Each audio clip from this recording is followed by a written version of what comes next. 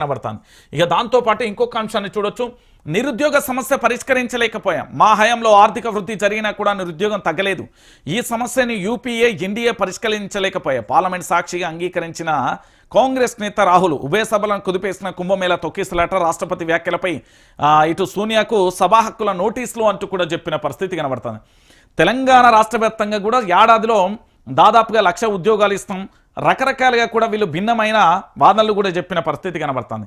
కానీ వాళ్ళ పార్టీకి సంబంధించిన రాహుల్ గాంధీ పూర్తి స్థాయిలో కూడా మేము చేయలేకపోతున్నాం, మమ్మల్ని మీరు అందరూ కూడా క్షమించండి, పూర్తి స్థాయిలో కూడా ఇక మేము చేయలేము అంటూ కూడా చెప్తున్న పరిస్థితి కనబడుతుంది. అంటే తెలంగాణ ప్రాంత బిడ్డలు కూడా ఆలోచించాల్సిన విషయం ఏంటంటే ఇక్కడ పూర్తిగా కూడా ఏంది అంటే రాష్ట్ర వ్యాప్తంగా కూడా ఒకటే అంశం కొనసాగుతుంది. నిరుద్యోగులకు సంబంధించి ఎలాగో మోసం చేసింది, వీళ్ళ పార్టీ మోసం చేసిన పరిస్థితి అయితే కనబడుతుంది.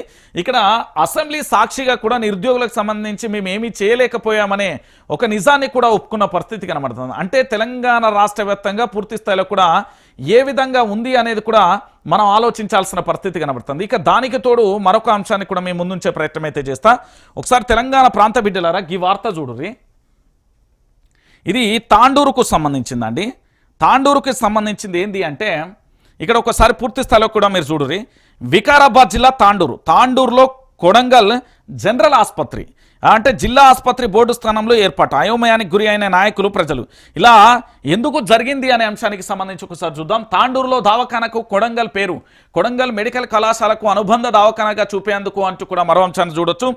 వికారాబాద్ జిల్లా తాండూరుకు సంబంధించి ప్రభుత్వ ఆసుపత్రిగా కొడంగల్ జనరల్ ఆసుపత్రిగా కూడా మారిపోయింది అని పలువురు అయోమయానికి గురయ్యారు. సోమవారం రాత్రి తాండూరులోని పట్టణంలోని జిల్లా ప్రభుత్వ ఆసుపత్రికి ప్రభుత్వ జనరల్ ఆసుపత్రి కొడంగల్ అనే పేరు బోర్డు ఏర్పాటు చేశారు. దీనిపై అంశంగా కూడా మారిపోయిన పరిస్థితి కనబడుతుంది.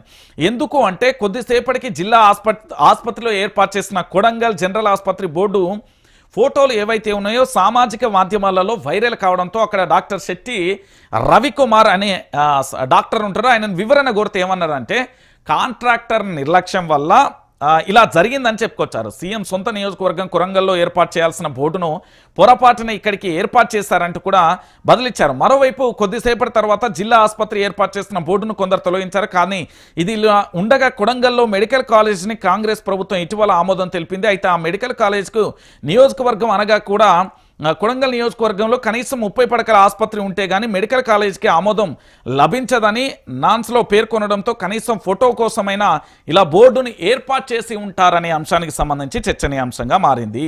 అంటే విషయం ఏంది అంటే ఇక్కడ కొడంగల్ నియోజకవర్గం తాండూరు దవాఖానకు కొడంగల్ పేరు ఎందుకు పెట్టిల్లంటే ఆల్రెడీ మనకి ఏంది అంటే నియోజకవర్గానికి సంబంధించి పూర్తి స్థాయిలో బోర్డులు మార్చినంత ఈజీగా ఉంటుంది అనుకున్నట్టుగా చెప్పిన పరిస్థితి కనబడింది. కానీ ఈ ఫోటో సామాజిక మాధ్యమాలలో వైరల్ కావడంతో ఇజ్జత్ పోయిన పరిస్థితి కూడా అయిపోయింది. ఇక దీంతో పాటుగా మరొక అంశాన్ని కూడా చూద్దాం. తెలంగాణ రాష్ట్ర వ్యాప్తంగా మరో బాధాకరమైన సంఘటన కూడా చూడొచ్చు.